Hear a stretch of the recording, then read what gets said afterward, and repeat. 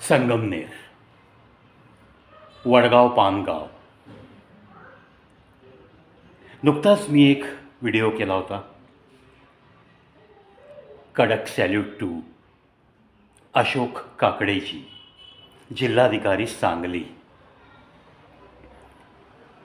ज्यांनी मुलींसाठी कराटे आणि तायकोंदो शिकवण्याची धडपड सुरू केली. ऑगस्ट महिन्यापासून 2025च्या आणि फेब्रुवारीमध्ये जवळपास 36,800 विद्यार्थिनींची परीक्षा घेऊन त्यातल्या 15,800 जवळपास मुली पास झाल्या येलो बेल्टमध्ये.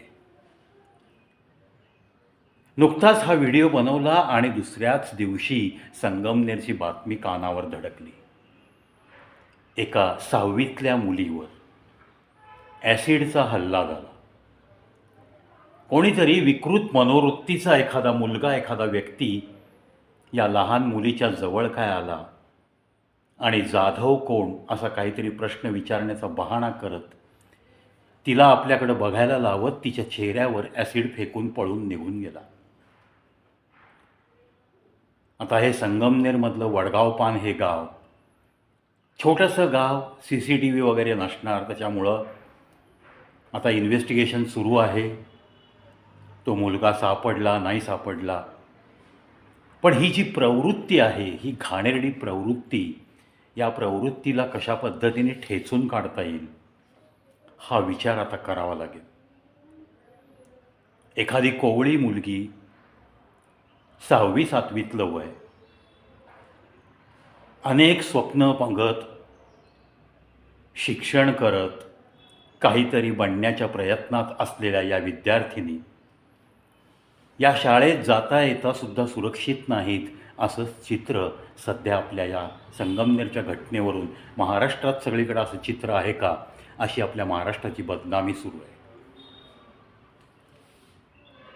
म्हणजे आपला मुलगा, आपली मुलगी, टीनेजर 10वीपर्यंतच्या शाळेत गेल्यानंतर सुखरूप घरी येतील का नाही, अशा शंका सगळ्या पालकांच्या मनात उत्पन्न होऊ लागल्यात. कधी कुठला स्कूल बसचा ड्रायव्हर माथे फिरू भेटतो, कधी रस्त्यात कुठल्या मुलीवरती कोयत्याने वार करणारा मुलगा असतो, कधी असा ॲसिडचा हल्ला करणारा माथे फिरू, अतिशय भंपक अशा मनोवृत्तीचा असा कुणीतरी मुलगा. या सगळ्या गोष्टींवर आळा नक्की कसा घालायचा हेच काही समजत नाही आहे.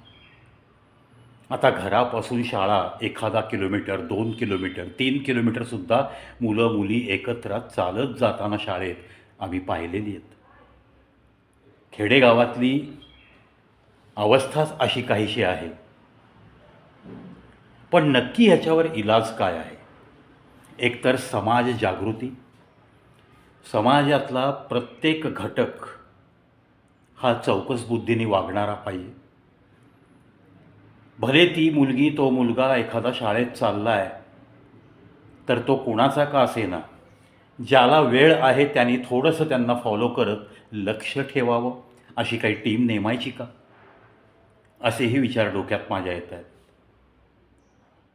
रोटेशन पद्धतीने कोणीतरी एकाने अशा ग्रुपनी जाणाऱ्या मुलामुलींना संरक्षण देण्याचा प्रयत्न करायचा का? ज्या पद्धतीने एखाद्या मोहल्ल्यामध्ये चोऱ्या वाढत चालल्या, रात्री अपरात्री कोणीतरी येतं आहे असा सुगावा लागायला लागला, तेव्हा सगळी तिथली काही मंडळी रोटेशनप्रमाणे 4-5 मंडळी जागरणाचं काम करतात. गोरख्यासारखे जागरण करतात, त्या पूर्ण मोहल्ल्यात फेऱ्या मारतात. दर 1 तासाने फेऱ्या मारत त्या पूर्ण मोहल्ल्याची सुरक्षा स्वतः हातात घेत आहे. सगळीकडं पोलीस प्रशासन हे काही पुरेसं नाही आहे ना. ठिकठिकाणी, प्रत्येक ठिकाणी तुम्हाला पोलीस बंदोबस्त देण्याइतकी त्यांची पण मॅनपॉवर नाही आहे. सरकारच्या तिजोरीत खडखडाट आहे. लाखो कोटींचं कर्ज आहे सरकारवर, तरी पण रेवड्या वाटणं चालू असतं. पण अशा गोष्टी ज्या घडतात त्या घडू नये म्हणून अजून काही टेक्नॉलॉजीचा वापर करता येईल का? तिजोरीतला पैसा तिकडं काही डायव्हर्ट करता येईल का? ठीक आहे, आता काही बरीचशी पथकं पण आहेत, दामिनी पथक, अमुक पथक, तमुक पथक, चालू आहेत प्रयत्न चालू नाही आहेत असं म्हणायचं नाही आहे मला. पण आज त्या कोवळ्या 6वीतल्या मुलीच्या चेहऱ्यावर ॲसिड पडल्यावर तिची जी काही किंचाळली असेल, ज्या काही तिला यातना झाल्या असतील, काय होत्या यातना, त्या यातनांची कल्पना केली तरी ना तरी अंगावर काटे उभे राहतात. कसं सहन केलं असेल त्या चिमुकल्या मुलीने. केवढं कोवळं वय तिचं. आज ती पडली आहे दवाखान्यात. आज तिच्यावर उपचार चालू आहेत आणि तो मोकाट फिरतोय. त्यांनी कदाचित घरच्यांना सांगितलं असेल तर त्याला गायबसुद्धा केलं असेल.